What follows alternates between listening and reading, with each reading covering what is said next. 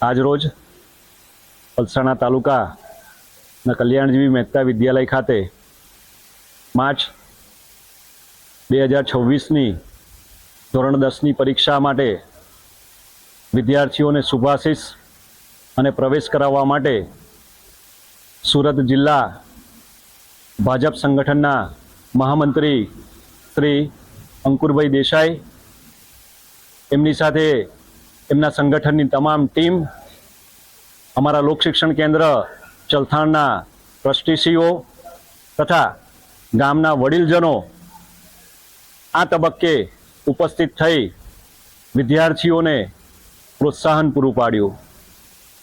પલસાણા તાલુકાની વાત કરીએ તો પલસાણા તાલુકામાં 6 સેન્ટરો અત્યારે કાર્યરત છે.